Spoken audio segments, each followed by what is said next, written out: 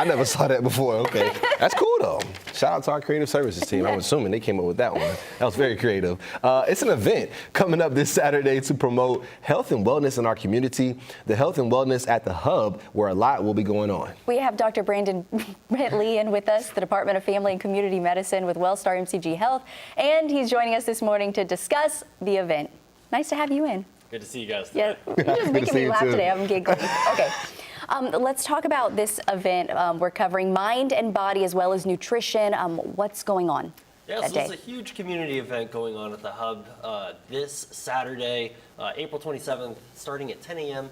And we're going to be doing a lot. It's not just the medical portion. We're also going to have a literacy event. We're going to have being able to make good, healthy snacks that's being sourced through Augusta Locally Grown. So it's a huge just community event, community outreach, being able to get our patients where they are and seeing them out in the community.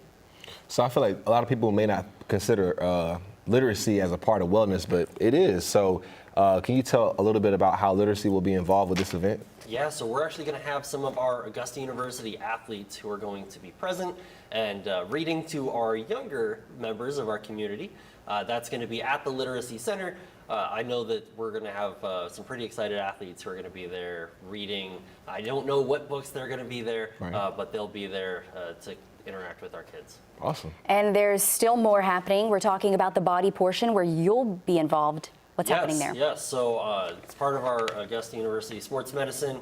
Make sure to rep the brand here this morning. There you go. So we're going to be out there doing pre-participation physical exams for our student athletes in the community.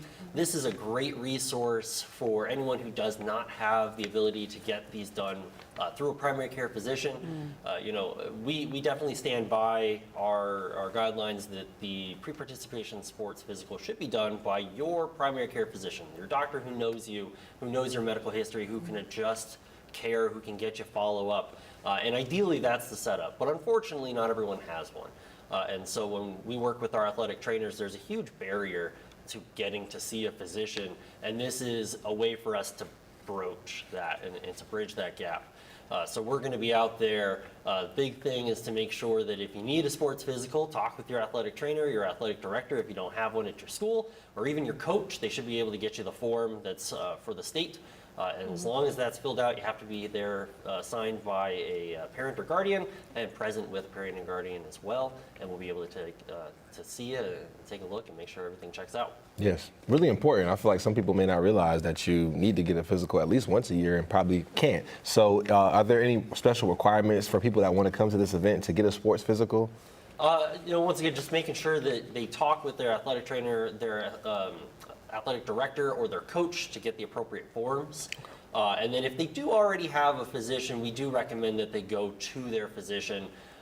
Certainly we are a great resource and we're happy to be seeing these athletes, but seeing their primary care physician is the ideal setup. Come with that form, with a parent and guardian, make sure that it's signed, and then have some of that filled out so that we know some of the past medical history so that we can make sure to address it appropriately and we're not overlooking anything that we would rather not miss. Right.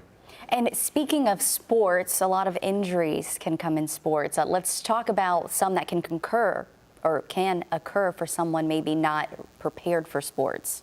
Yeah. So if you're just jumping into like the weekend warrior almost, and unfortunately that does happen in almost all ages, we see a lot of sprains and strains and issues with ligaments and tendons. Those are the most common. So just coming off the couch, going outside and doing that. In our younger athletes, it's more of a deconditioning. This happens a lot during the summer as we gear up for football season. So making sure that we're staying on top of our cardiovascular health, going out there and doing some sort of fitness on a regular basis to better prepare for the upcoming seasons.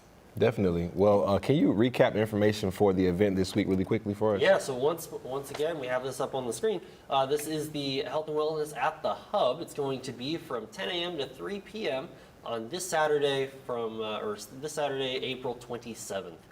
So this is no cost. It's available to our student athletes, and if you need a physical, we hope to see you out there. Wow, it's free. I know, and take advantage of this. Definitely. A great opportunity in promoting wellness. So thank you Yes, for doing and you should always be stretching and working out, it sounds like, even on the off season. Oh, yeah, stay Okay, conditioned. Prevent those injuries. That's right. There is no off season. Hey, There you go. spoken like a That's true what- athlete. I was gonna say, I like know. a true athlete and coach, Oh, there right? you go. Thanks, This Dr. man knows what Bentley. he's talking about. Still ahead, we're now headed